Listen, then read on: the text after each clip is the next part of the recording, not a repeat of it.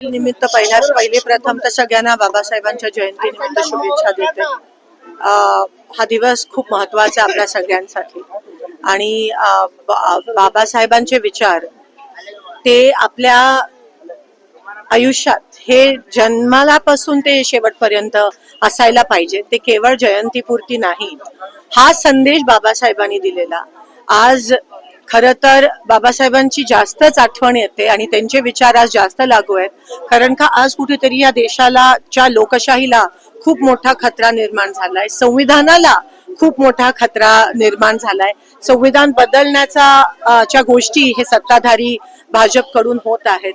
बाबासाहेबांना न मानणाऱ्या गोष्टी या ठिकाणी सत्ताधाऱ्यांकडून होत आहेत. लोकशाही चा अंत कुठेतरी होताना दिसत आहे आणि मला असं वाटतं हीच ती वेळ आहे की आपल्याला त्यावेळेस स्वातंत्र्य लढाईमध्ये लढायची चा चान्स आपल्याला कोणालाच भेटला नाही. पण ही ती दुसरी लढाई आहे जी आपल्याला लढायची आहे आणि आत्ताच संघर्ष करणं, आत्ताच संघटित होणं हे गरजेचं आहे. जात पात धर्म सगळं बाजूला ठेवून ह्या लोकशाही टिकवण्यासाठी, संविधान टिकवण्यासाठी मला असं वाटतं आता काळाची गरज आहे आणि तीच खरी श्रद्धांजली आहे. तेच खरं जयंती साजरं करणं मला असं वाटतं होईल. दर दिवशी रोज मला असं वाटतं उठल्यावर बाबासाहेबांचे विचार आणि संविधान जपण्याचा जे वचन आहे ते आपण घेणं महत्वाचं आहे. उद्याच 3 दिवसाचं संसदीय सत्र आहे महिला आरक्षणावर.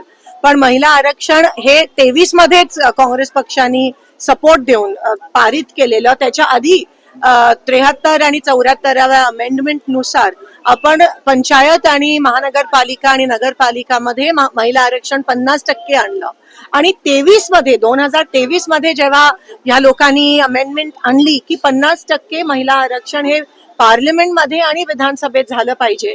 तर आज 30 महिने झाले. 30 महिन्यानंतर त्यांना जाग आली आणि आता नेमकं इलेक्शन असताना त्यांनी ही घोषणा केली. तरी महिला आरक्षणाचं अमेंडमेंट ऑलरेडी पारित झाली आहे. हे त्यांना डिलिमिटेशन त्या ठिकाणी आणायचं आहे, सेन्सेस त्या ठिकाणी आणायचं आहे आणि हे किती असंविधानिक आहे. कारण का डिलिमिटेशन होण्याच्या आधी सेन्सेस होणं गरजेचं आहे.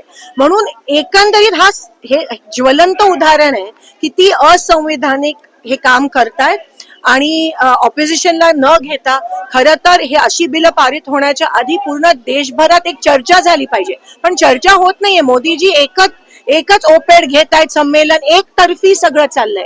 एकतर्फी जेव्हा होते तेव्हा लोकतंत्र नसतं.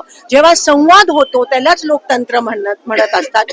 संवादात जी ताकद आहे जी आपल्याला बाबासाहेबांनी संविधानाच्या माध्यमातून दिली की लोकांमध्ये चर्चा, लोकांमध्ये संवाद झाला पाहिजे, ते पूर्ण नष्ट करून, ती प्रथा परंपरा नष्ट करून अलीकडे आपल्याला दिसते की मोदीजी फक्त एकतर्फी चाललंय आणि हेच लोकशाही समाप्तीचं कुठेतरी संकेत आहेत का काय. पण जोपर्यंत बाबासाहेबांचे विचार आहेत, जोपर्यंत आम्ही सगळे आहोत, जोपर्यंत काँग्रेस पक्ष आहे, बाबासाहेबांवर विचार करणारे लोक आहेत, तोपर्यंत आपण हे होऊ देणार नाही. अगदी चौथा स्तंभ जो आहे त्यांच्या समोर पण मोदीजी मागच्या 15 वर्षात आले नाही आहेत आणि तेच मनमोहन सिंगजी अनेकदा आले होते. ह्याच्यावरूनच कळतं की कसं लोकशाहीचा अपमान आणि संविधानचा अपमान हा मोदीजी आणि भाजपकडून वारंवार होत आहे. राज ठाकरेंनी एक ट्विट केलंय